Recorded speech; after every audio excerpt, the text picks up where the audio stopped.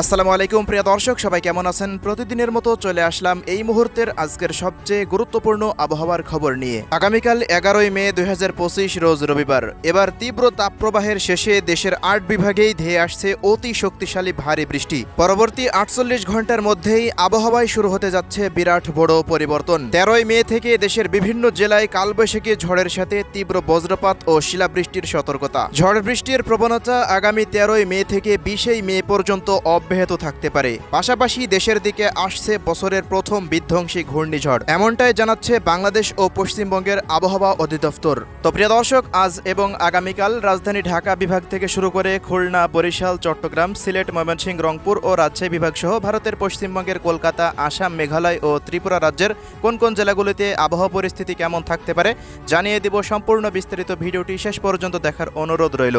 কে কোন জেলা থেকে দেখছেন কমেন্ট করে জানিয়ে দিন। প্রতিনিয়ত আবহাওয়ার খবর পেতে আমাদের ইউটিউব চ্যানেলটিকে সাবস্ক্রাইব করে রাখতে ভুলবেন না। প্রিয় দর্শক, আমরা এই মুহূর্তে সরাসরি চলে আসলাম ইউরোপিয়ান আবহাওয়ার পূর্বাভাস মডেল রাডারের উপগ্রহ চিত্রে। এই মুহূর্তের আবহাওয়ার পরিস্থিতি অনুযায়ী দেখা যাচ্ছে ঢাকা বিভাগের বিভিন্ন অঞ্চলের ওপরে নতুনভাবে শক্তিশালী কালবৈশাখীর মেঘ তৈরি হতে শুরু হয়ে গেছে।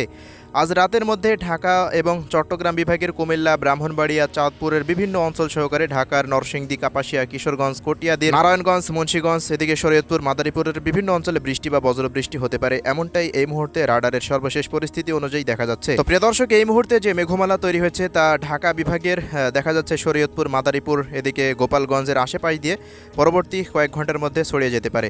পাশাপাশি এই মুহূর্তে রংপুর, রাজশাহী, সিলেট থেকে শুরু করে খুলনা ও চট্টগ্রাম বিভাগের দক্ষিণ অঞ্চলের আকাশ পুরোপুরি পরিষ্কার দেখা যাচ্ছে। ক্ষুদ্র ক্ষুদ্র মেঘ দু এক অঞ্চলে এই মুহূর্তে তৈরি হচ্ছে, বিশেষ করে বরিশাল বিভাগের কলাপাড়া, এদিকে মঠবাড়িয়া, পাথরঘাটা, মির্জাগঞ্জের আশেপাশ দিয়ে এবং শ্যামনগর, সুন্দরবন অঞ্চলেও কিছুটা মেঘ তৈরি হচ্ছে, এমনটাই দেখা যাচ্ছে। এই মুহূর্তে উত্তরবঙ্গের দার্জিলিং, জলপাইগুড়ি, আলিপুরদুয়ার, কোচবিহার, কালিম্পংয়ের ওপর দিয়ে তৈরি হচ্ছে নতুন বজ্রবাহী মেঘ। গতিপথ রয়েছে পঞ্চগড়, নীলফামারী, লালমনিরহাট, কুড়িগ্রাম, গাইবান্ধা জেলার দিক দিয়ে। আজ রাতে আবহাওয়া পরিস্থিতি যদি এমনই থাকে তবে রংপুর বিভাগের বিভিন্ন অঞ্চলে বৃষ্টিপাত হতে পারে। এদিকে রাজশাহী অঞ্চলের দিকেও ক্ষুদ্র ক্ষুদ্র ছোট ছোট মেঘ তৈরি হতে দেখা যাচ্ছে। যদি মেঘগুলো আরও শক্তি ধরে রাখতে পারে তবে রাজশাহী বিভাগের বিভিন্ন অঞ্চলে আজকে রাতে বৃষ্টি বা বজ্রসহ বৃষ্টিপাত অতিক্রম করার সম্ভাবনা রয়েছে। এছাড়া এই মুহূর্তে পশ্চিমবঙ্গের খড়গপুর, ঝাড়গ্রামের আশেপাশ দিয়েও নতুন মেঘের আনাগোনা শুরু হয়ে যাচ্ছে, এমনটাই দেখতে পাচ্ছি। আজ রাতের মধ্যে পশ্চিমবঙ্গ ও বাংলাদেশের বিভিন্ন অঞ্চলের ওপর দিয়ে বৃষ্টি বা বজ্রবৃষ্টি অতিক্রম করতে পারে। তো প্রিয় দর্শক, এমন পরিস্থিতিতে 11ই মে রোজ রবিবার কোন কোন অঞ্চলগুলোতে ঝড় বৃষ্টি হতে পারে চলুন আমরা রাডার থেকে এক নজরে সেটি দেখে নিব। তো এই মুহূর্তে আমরা সরাসরি চলে আসলাম জিএফএস মডেলে। তো সকাল থেকে দুপুর পর্যন্ত রংপুর, রাজশাহী, খুলনা, বরিশাল, চট্টগ্রাম ও ঢাকা বিভাগের অধিকাংশ জেলার আকাশ পুরোপুরি মেঘমুক্ত অবস্থায় থাকতে পারে। তাপপ্রবাহ বৃদ্ধি পাওয়ার সম্ভাবনা রয়েছে। তবে দুপুরের পর হতে সিলেট বিভাগের বিভিন্ন অঞ্চলে, সিলেট, সুনামগঞ্জ, মৌলভীবাজার, হবিগঞ্জের আশেপাশ দিয়ে ময়মনসিংহ বিভাগের দু এক অঞ্চলে বৃষ্টি বা বজ্রসহ বৃষ্টিপাতের সতর্কতা দেখা যাচ্ছে। আসাম, মেঘালয় রাজ্যেরও অধিকাংশ জায়গায় এবং ত্রিপুরা রাজ্যের শিলচরের আশেপাশ দিয়ে বৃষ্টি বা বজ্রবৃষ্টি হতে পারে, এমনটাই দেখা যাচ্ছে। দুপুরের পর হতে বিকেল 4টার মধ্যে দেশের বিভিন্ন অঞ্চলের আকাশ আবারও মেঘলা থেকে মেঘাচ্ছন্ন হতে পারে, এমনটাই দেখা যাচ্ছে। প্রায় দেখুন 25 থেকে কোথাও কোথাও 70 থেকে 80% পর্যন্ত বজ্রবাহী মেঘ তৈরি হতে পারে। এদিকে ময়মনসিংহ, শেরপুর, জামালপুর, নেত্রকোনা থেকে শুরু করে এদিকে দেখা যাচ্ছে রংপুর বিভাগের গাইবান্ধা থেকে শুরু করে লালমনিরহাট, জলঢাকা, দেবীগঞ্জ, পঞ্চগড়, ঠাকুরগাঁও জেলার আকাশ প্রায় বৃষ্টিবাহী মেঘে আক্রান্ত হতে পারে। বাকি রাজশাহীর পশ্চিমাঞ্চল পুরোপুরি পরিষ্কার থাকার সম্ভাবনা রয়েছে। খুলনা বিভাগের জেলাগুলিতেও কিছুটা বজ্রবাহী মেঘ তৈরি হতে পারে। রাতের বেলায় বেশ কিছু অঞ্চলে বৃষ্টি বা বজ্রসহ বৃষ্টিপাত ধেয়ে আসতে পারে, এমনটাই সতর্কতাই দেখা যাচ্ছে। তো চট্টগ্রাম বিভাগের কিছু কিছু অঞ্চল এবং বরিশাল বিভাগের উপকূলীয় অঞ্চল, কলাপাড়া, পাথরঘাটা, মঠবাড়িয়া, এদিকে বরিশাল, ভোলা, পিরোজপুর, বুরহানুদ্দিন, লালমোহন, চরফ্যাশন, হাতিয়া, মনপুরা, কলাপাড়ার আশেপাশ দিয়ে বৃষ্টি বা বজ্রবৃষ্টি অতিক্রম করতে পারে। পাশাপাশি খুলনা, সাতক্ষীরা, লোহাগাড়া, বাগেরহাট, এদিকে যশোর, নড়াইল, মাগুরা থেকে শুরু করে চুয়াডাঙ্গা, মাগুরা, এরপর কুষ্টিয়া, মেহেরপুর, এই সমস্ত অঞ্চলগুলো, ঝিনাইদহের দু এক অঞ্চলে বৃষ্টি বা বজ্রবৃষ্টির সম্ভাবনা দেখা যাচ্ছে। ঢাকা বিভাগেরও বিভিন্ন জেলা, কিশোরগঞ্জ থেকে শুরু করে কাপাসিয়া, গাজীপুর, এদিকে মানিকগঞ্জ থেকে শুরু করে ফরিদপুর, এদিকে শরীয়তপুর, মাদারীপুর, মুন্সিগঞ্জ, নরসিংদী, ঢাকার আশেপাশ দিয়ে শক্তিশালী কালবৈশাখী মেঘের আনাগোনা থাকতে পারে। এদিকে রাজশাহী বিভাগের বগুড়া, সিরাজগঞ্জের আশেপাশ দিয়ে কিছুটা মেঘ থাকতে পারে পাবনা জেলার দিকে। তবে রাজশাহী, চাঁপাইনবাবগঞ্জ থেকে শুরু করে জয়পুরহাট, নওগাঁ, এই সমস্ত অঞ্চলগুলোতে তেমন বৃষ্টিবাহী মেঘের কোনো উপস্থিতি আমরা এখন পর্যন্ত দেখতে পাচ্ছি না। এছাড়া এদিকে চট্টগ্রাম বিভাগের ব্রাহ্মণবাড়িয়া থেকে শুরু করে কুমিল্লা, ফেনী, নোয়াখালী, চাঁদপুর, লক্ষ্মীপুরের আশেপাশে দিয়ে আকাশ কিছুটা মেঘলা থাকতে পারে। বাকি চট্টগ্রাম বিভাগের দক্ষিণাঞ্চলের যেমন কক্সবাজার, টেকনাফ থেকে শুরু করে বান্দরবন, এদিকে কুতুবদিয়া, মহেশখালী, লংগদু, খাগড়াছড়ি এই সমস্ত অঞ্চলগুলোতে তেমন মেঘের উপস্থিতি না থাকার সম্ভাবনা রয়েছে সন্ধ্যার পর পর্যন্ত।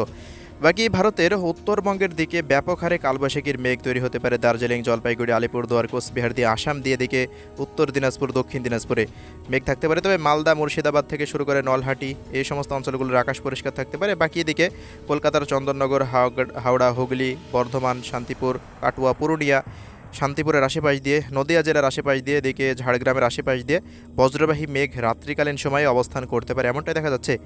দেশের বিভিন্ন অঞ্চলে সারাদিন তাপপ্রবাহ বিরাজমান থাকবে এমনটাই পরিস্থিতি দেখা যাচ্ছে রবিবার 11 মে। তবে প্রিয় দর্শক, আগামী 72 ঘন্টার মধ্যে বা 48 ঘন্টার মধ্যে আবহাওয়ায় বিরাট বড় পরিবর্তন শুরু হয়ে যেতে পারে এমনটাই দেখা যাচ্ছে। আগামী 12 তারিখের পর থেকে ভারতের আসাম, মেঘালয় রাজ্যের দিক থেকে নতুনভাবে স্থল নিম্নচাপের মেঘ দেশে প্রবেশ করতে পারে। সিলেট বিভাগ থেকে শুরু করে ঢাকা, চট্টগ্রাম, বরিশাল বিভাগের একাধিক জেলার উপরে আবারও ভারী থেকে অতি ভারী বৃষ্টি বা বজ্রসহ বৃষ্টিপাত, শিলাবৃষ্টির সতর্কতা জারি করতে পারে আবহাওয়া অধিদপ্তর। তো প্রিয় দর্শক, ব্যাপক হারে ঝড় বৃষ্টি আগামী 12 তারিখের পর বা 13 তারিখ থেকে দেশে প্রবেশ করতে পারে এমনটাই সর্বশেষ পরিস্থিতি অনুযায়ী দেখা যাচ্ছে। তবে 13 তারিখে খুলনা ও রাজশাহী বিভাগে বৃষ্টিপাত একটু কম থাকবে। 14 তারিখ বা 15 তারিখ থেকে আবারও ব্যাপক হারে ভারী থেকে অতি ভারী বৃষ্টিপাত দেশের 8 বিভাগের 64 জেলাতেই শুরু হয়ে যাওয়ার সম্ভাবনা রয়েছে। বেসরকারি আবহাওয়া সংস্থাগুলোর পূর্বাভাস মতে আগামী 15 থেকে 20 মে পর্যন্ত অতি ভারী বর্ষণ চলতে পারে। বাকি 13 তারিখের পর থেকে স্থল নিম্নচাপ দেশের মধ্যে প্রবেশ করতে পারে এমনটাই জানাচ্ছেন বেসরকারি আবহাওয়া সংস্থাগুলো। এছাড়া এই মুহূর্তের সর্বশেষ পরিস্থিতি অনুযায়ী ইউরোপিয়ান আবহাওয়ার রাডারেও একই পরিস্থিতি দেখা যাচ্ছে। তো দেখুন, 13 তারিখের পর কিন্তু শক্তিশালী বজ্রবাহী মেঘ দেশে প্রবেশ করছে। দেশের অধিকাংশ জেলা জুড়ে, রংপুর থেকে শুরু করে ঢাকা, এদিকে পশ্চিমবঙ্গেরও প্রত্যেকটা জেলা জুড়েই ভারী থেকে অতি ভারী বৃষ্টি বা বজ্রসহ বৃষ্টিপাতের সম্ভাবনা তৈরি হতে যাচ্ছে। তো প্রিয় দর্শক, এবার সম্ভাব্য ঘূর্ণিঝড় যেটি আসতে চলেছে সেই আপডেট আমরা চলে আসলাম। আগামী 15 তারিখের পর থেকে বঙ্গোপসাগরের বুকে তৈরি হতে পারে একটি ঘূর্ণাবর্ত। একটি সিস্টেম তৈরি হওয়ার মতো সম্ভাবনা তৈরি হয়ে গেছে। বিভিন্ন আবহাওয়ার পূর্বাভাস মডেল রাডারে এমনটাই নির্দেশ করছে আগামী 16 থেকে 17 তারিখের মধ্যে বঙ্গোপসাগরের বুকে একটি শক্তিশালী ঘূর্ণাবর্ত সৃষ্টি হতে পারে, যেটি পরবর্তী সময়ে আস্তে আস্তে লঘুচাপে পরিণত হতে 20 থেকে 22 তারিখ পর্যন্ত সময় লেগে যেতে পারে। 22 থেকে 25 তারিখের মধ্যে একটি পূর্ণাঙ্গ নিম্নচাপে তৈরি হওয়ার সম্ভাবনা রয়েছে। নিম্নচাপের পরেই কিন্তু শক্তিশালী ঘূর্ণিঝড়ে রূপান্তরিত হওয়ার সম্ভাবনা রয়েছে। সর্বশেষ দেখিয়ে দিচ্ছি তাপমাত্রা পরিস্থিতি। রবিবারের দিন দেশের পশ্চিমাঞ্চলে রাজশাহী, খুলনা এবং রংপুর ও ঢাকা বিভাগের পশ্চিমাঞ্চলের দিকে ব্যাপক হারে বৃদ্ধি পাবে, প্রায় 40-42 ডিগ্রি সেলসিয়াস পর্যন্ত উঠে যাবে। তবে সিলেট বিভাগে একটু ব্যতিক্রম, 38-39 থাকবে এমনটা দেখা যাচ্ছে। বরিশাল ও চট্টগ্রাম বিভাগেও এমনই থাকবে। তবে দেশের পশ্চিমাঞ্চলের দিকে তাপমাত্রা আগামী 13 তারিখ পর্যন্ত প্রায় 42 ডিগ্রি পর্যন্ত থাকতে পারে এমনটাই দেখা যাচ্ছে। তো এই ছিল আজকের আবহাওয়া আপডেট। আল্লাহ হাফেজ।